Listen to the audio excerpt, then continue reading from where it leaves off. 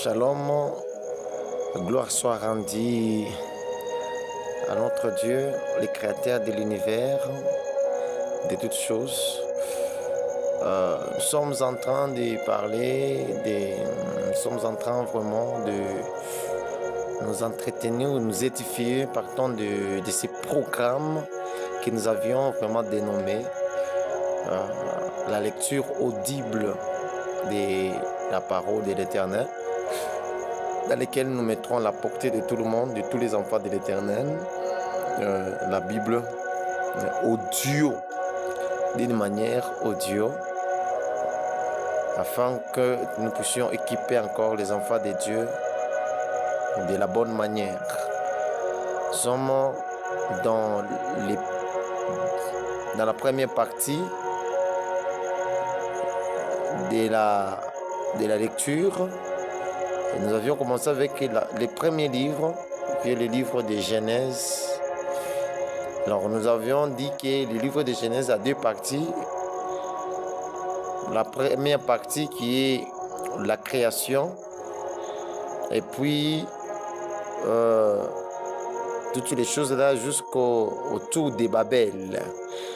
Et la deuxième partie qui va commencer avec les récits ou bien l'histoire des patriarches.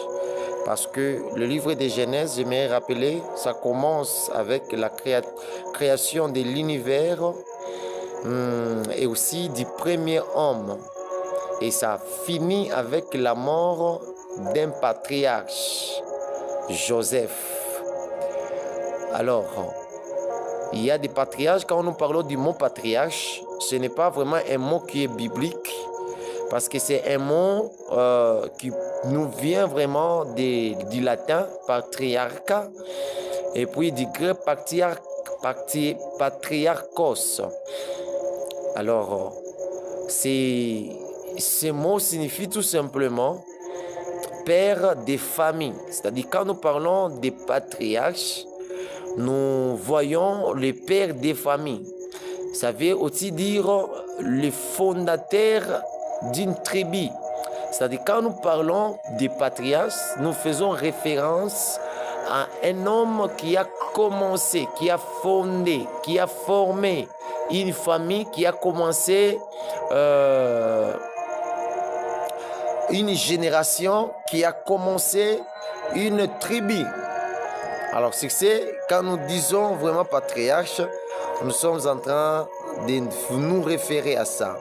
Beaucoup plus dans la Bible, quand on parle des patriarches, nous voyons particulièrement les 4 personnes qui ont formé la nation d'Israël. Dans la Bible, je dis bien, quand nous voyons vraiment, quand on parle des patriarches, particulièrement dans la Bible, nous sommes en train de voir ces 4 hommes qui ont formé la nation d'Israël. C'est à partir de ces 4 hommes où Dieu a commencé à mûrir son objectif, a commencé à mettre ses desseins à la concrétisation.